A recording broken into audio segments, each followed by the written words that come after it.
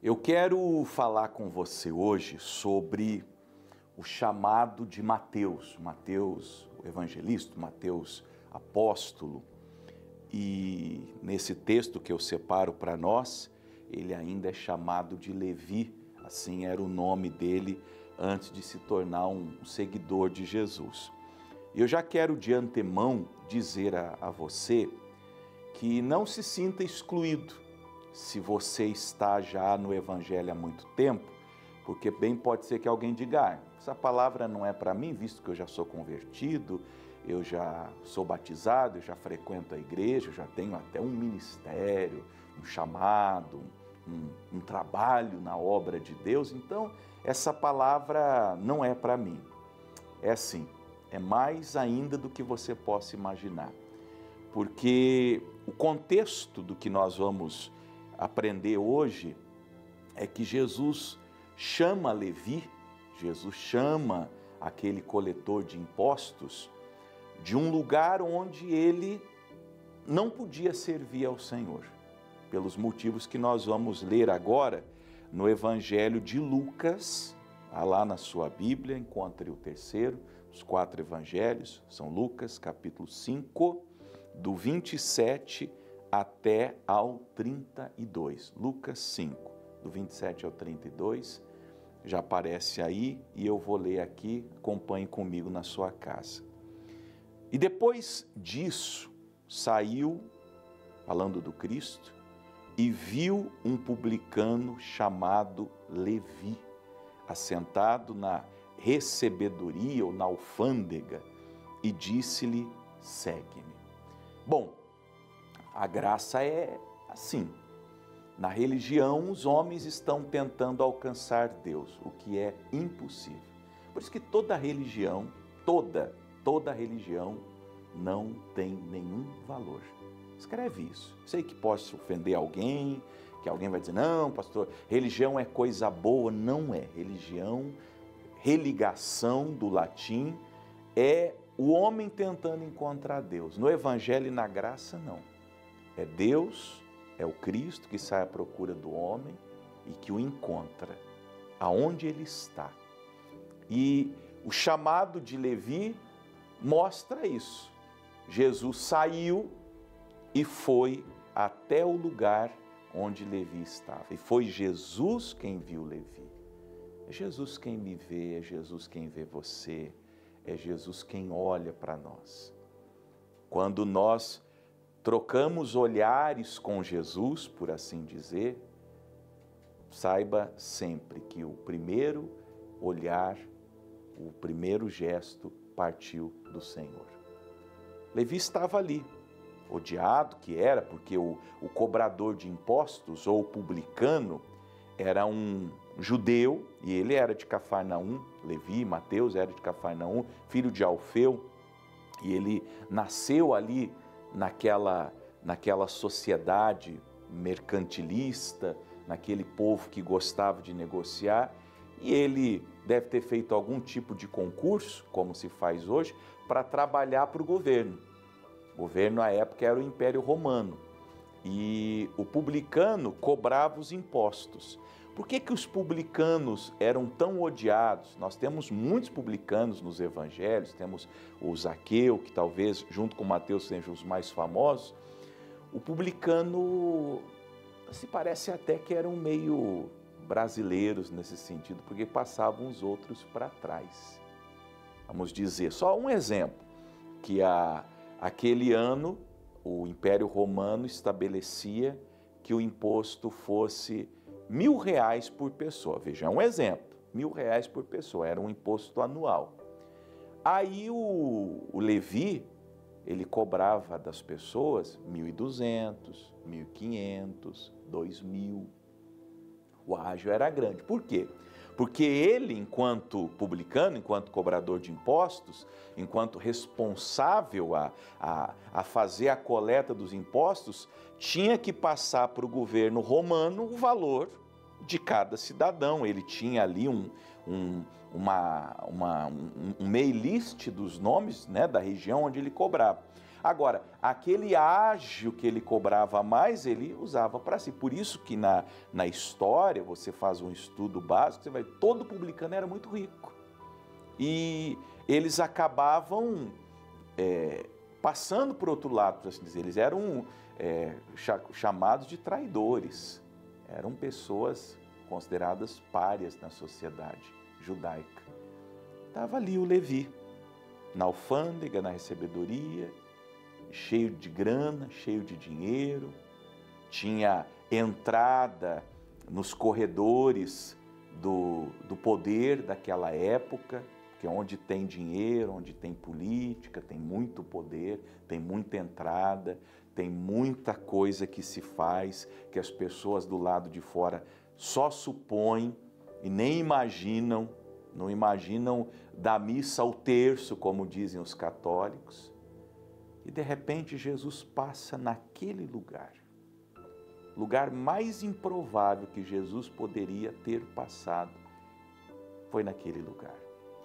Mas ele foi. Por quê? Porque ele está buscando as ovelhas.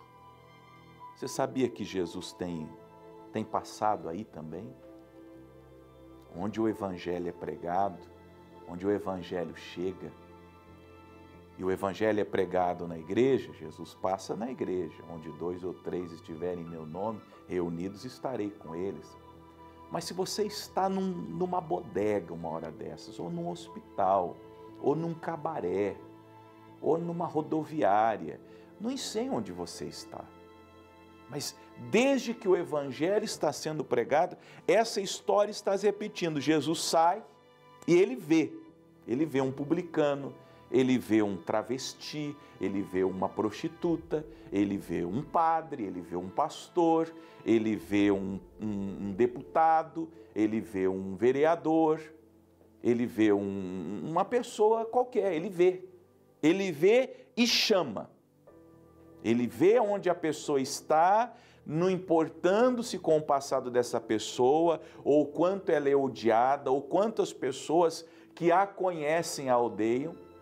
Alguns de vocês me assistindo são odiados pelas coisas que fazem. Levi era odiado pelo que fazia, pela sua história, pelo seu trabalho. Talvez você seja odiado pelo que faz, pelo seu trabalho, pela vida que você viveu até hoje. Mas aí vem o Cristo, o Salvador, passa e te vê e te chama. E ele fala assim: segue-me. O chamado do Evangelho como diz lá na terra do André, é curto e grosso. É assim, ó. Não tem delongas, não tem muita conversa, não tem muita explicação, porque se você depende de explicação, se você é uma pessoa que quer saber os motivos, Jesus só olha para Mateus ou para Levi e diz: vem comigo, vem comigo. É o que Jesus está dizendo a você. Ah, mas o que eu vou fazer da vida? Levi poderia ter indagado. Como que eu vou sobreviver? Porque essa aqui é a minha profissão. Se eu sair daqui, se eu sair da recebedoria, eu não tenho outra coisa, eu não tenho outra fonte de renda. Ou o que as pessoas vão pensar de mim? Ou será que as pessoas vão me perdoar pelo meu passado, pelo que eu fiz? Olha, todas essas questões não vêm ao caso quando o Mestre nos chama. Eu não sei de onde Jesus está te chamando, e nem para o que Ele está te chamando, e nem o que vai acontecer, e nem o que vai deixar de acontecer. Essa é uma preocupação que você e eu e Levi, e seja quem tem sido chamado, não tenhamos que ter. Aí olha só o que ele fez, versículo 28. Prestem atenção, hein? Porque é isso que Jesus está demandando de milhares de vocês me assistindo agora. E ele, deixando tudo, deixou tudo. Deixou o posto, deixou o trabalho, deixou o que quer que tivesse ali, sob sua responsabilidade. Levantou-se e o seguiu. O chamado foi direto, foi inesperado, foi abrupto, e a decisão também. O quê? Te seguir? Eu vou. Mas não tem mais, não tem nenhum questionamento. Nós sabemos quando Jesus nos chama, sabemos quando a flecha do Evangelho atinge o alvo do nosso coração. Sabemos quando ouvimos a voz do Salvador nos chamando a segui-lo, a andar com Ele. Sabemos, claro que sabemos o que implica tomar a decisão. Sabemos, obviamente que sabemos, o que deixaremos de ter.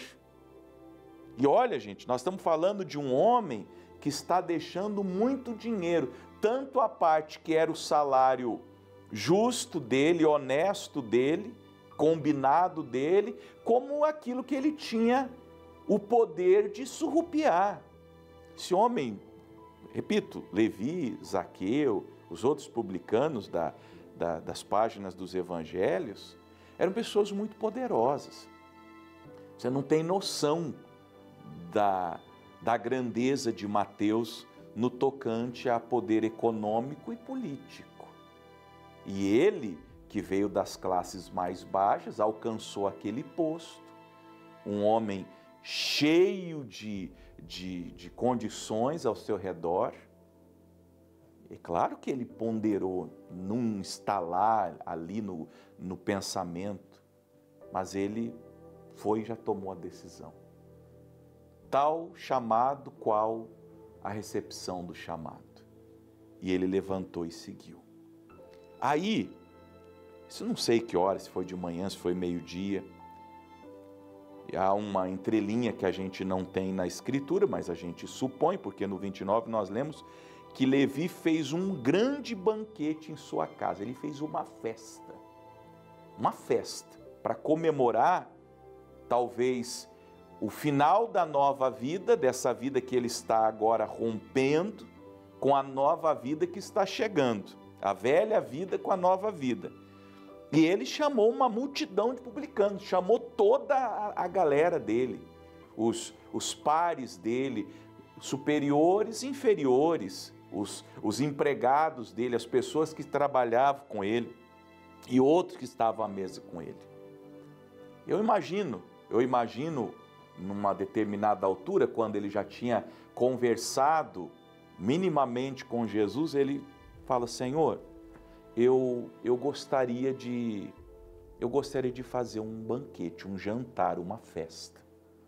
Jesus deve ter perguntado: por que, Levi? Porque eu quero publicar para todo mundo a minha nova vida. Foi o que Zaqueu fez também. Zaqueu fez uma festa, você lê em Lucas 19, e ele se levantou no meio da festa ali, arrependido: Senhor, se eu defraudei alguém, restituo quadruplicado, vou dar metade dos meus bens aos pobres. Aí Jesus diz: hoje veio salvação a essa casa, porque esse também era filho de Abraão. Então o que o Levi está dizendo é: eu quero mostrar para todo mundo a minha nova vida, a nova vida que eu terei agora. Como se fosse uma despedida. As pessoas falam aí, despedida de solteiro quando vão casar, que é tudo uma festa profana, pagã. Quem faz isso é profano e pagão também. Mas ele fez uma festa santa, para contar para todo mundo, como diz, aos pares dele, que ele era uma nova criatura.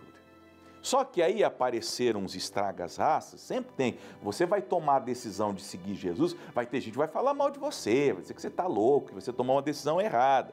Então os escribas e os fariseus murmuravam contra os discípulos, dizendo: por que comeis e bebeis com os publicanos e pecadores? Quando souberam que Jesus foi no banquete, estava cheio de gente da pior espécie ali, por assim dizer, os religiosos, os santarrões, começaram a dizer: não, Jesus aí, esses seguidores de Jesus ficam assentando à mesa com os pecadores. Aí Jesus respondeu: não necessitam de médicos que estão sãos, mas sim os que estão enfermos. E eu não vim chamar os justos, mas sim os pecadores ao arrependimento. Lembra que eu falei mais cedo que essa palavra não é só para o novo convertido? Ela é, claro, óbvio, para o novo convertido, mas ela é para toda pessoa que está ainda enferma. Eu não falo de enfermidade física, eu falo de enfermidade existencial, enfermidade de fé e que está ainda em algum pecado. Se você ainda não está sarado na sua fé e nem santificado dos seus antigos pecados, Jesus continua passando e te convidando, vem e me segue. Aí eu quero terminar lhe fazendo uma pergunta. Até quando você vai protelar a decisão de se levantar daí, desse lugar, e seguir ao Senhor? Será que já não demorou demais para você tomar a grande decisão da sua vida? Não demore mais, porque o Mestre já passou na sua alfândega nenhuma, nem 2, nem 10, nem 20 vezes. Faz tempo que Ele te chama. Sua resolução hoje tem que ser a mesma de Levi. Deixe tudo, levante-se e siga o Salvador.